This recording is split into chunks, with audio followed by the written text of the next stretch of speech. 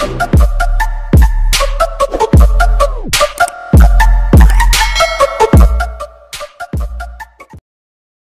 naman tayo mga ka-vlog. Kanina nga pala nagluto tayo na pag-aagahan natin yung ginataang saging na saba.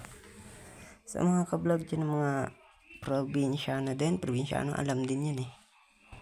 Maaga nga tayong nagluto dyan kasi medyo umuulan.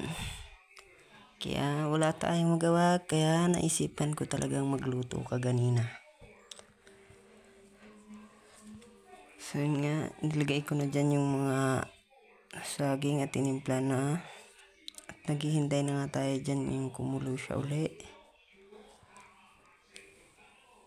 Medyo antok pa nga tayo dyan mga ka-vlog. Kasi nga maaga tayo nagising. Yun, nilagyan natin ng konting asukal tsaka konting asin. Para kahit papano may lasa. Medyo manibal na nga dyan yung ibang saging mga ka-vlog eh. Pero ayos lang yun kasi sakto yun, matamis. Medyo hinihintay natin dyan kumulo.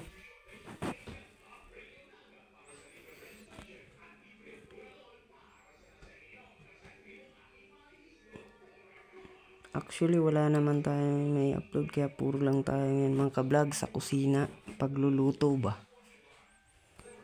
Kasi hindi makapag-content tayo sa mga labas-labas kasi medyo naulan pa talaga eh. Yan, kinagyan natin ng konting asin para balance yung lasa.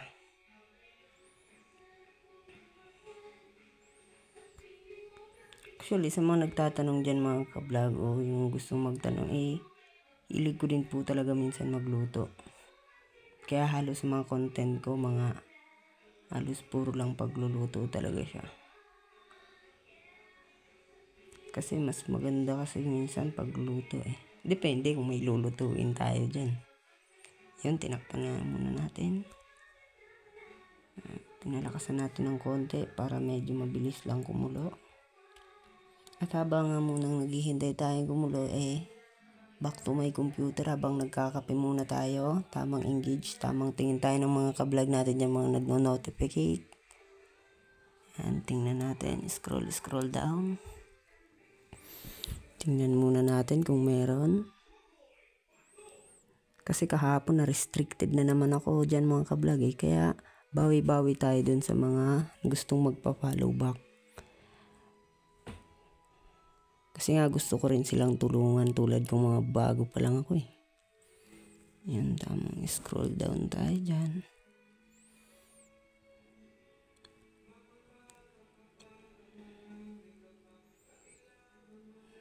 Medyo bagong gising pa tayo dyan eh.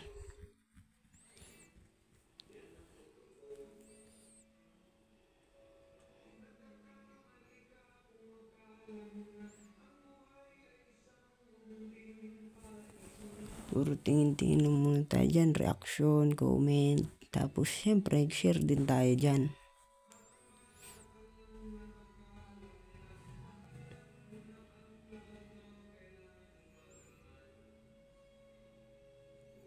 Kaya bihira akong mag-upload mga ka-vlog kasi mahirap pag mag-isa talaga pag ikaw maggagawa ng lahat. Kaya kahit pa paano nagtatry tayo mga ka-vlog.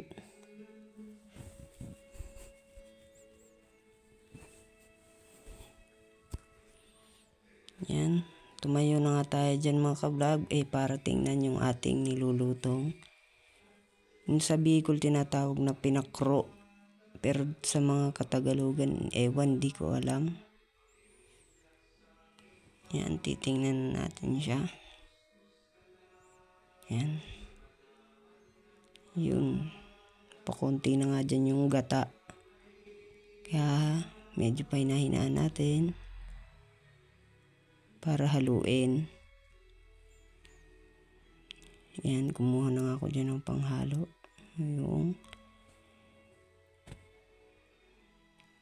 Yan, medyo konti na yung sabaw niya mga ka-vlog. medyo manibal. Halo-halo na siya dyan. Merong yung medyo hilaw pa, meron yung manibal na rin. Diyan na nga. Halo-halo natin para hindi dumikit masyado.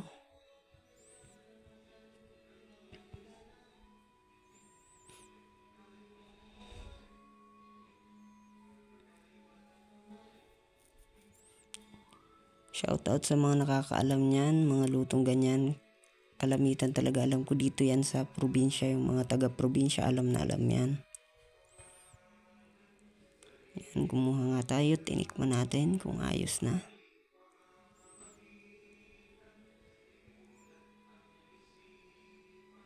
Yun.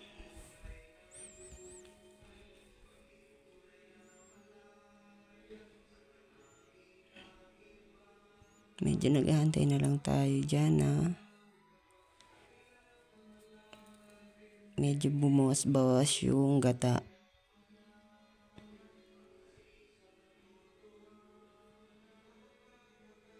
Kino nga dyan, kumuha pa ako dyan ng kunting asukal. Kasi nga medyo matabang siya yun. Lagyan natin siya, 2 kutsara. Yan, tapos halu-haluin. Tapos and then, iserve na natin yan.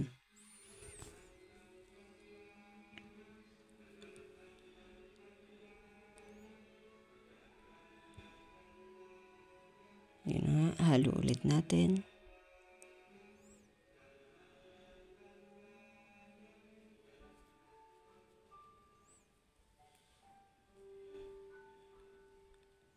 Halo-halo lang.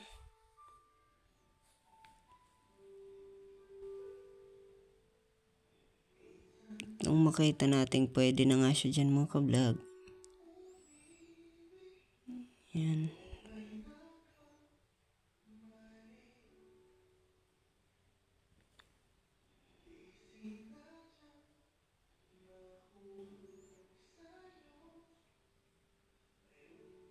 Yan, pakita ko sa inyo. Ganyan na siya.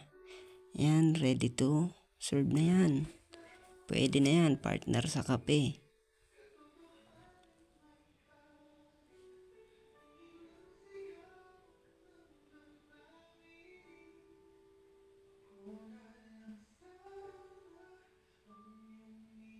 Haluin pa natin ng konti.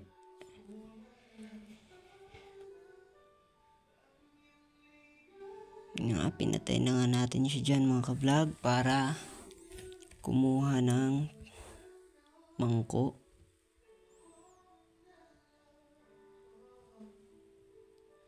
Yan, kumuha nga tayo dyan ng mangko para bigyan sa kapitbahay. Kasi medyo madami naman niya. 2 na lang kami nandito sa bahay mga ka-idol at ka-vlog. Yung lola ko at saka ako. Kaya bibigyan din natin sa kabila.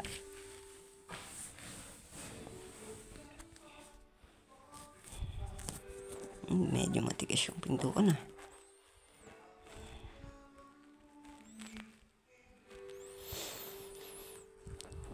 So yun nga mga ka-vlog. Sa mga tulad kong mga baguhan po at yung mga medyo nadismaya, wag po kayong madismaya mga ka-vlog. Kasi ganyan naman talaga sa una, medyo mahirap. Lalo kung kulang pa kayo sa gamit tulad ko. Pero kaya nyo yan. Sa una lang talaga yan. Kaya huwag kayong mapapagod. At huwag kayong madidismaya. Kasi yun lang naman solusyon. Kapag kaibigan ka, sundin mo yung mga kailangan gawin.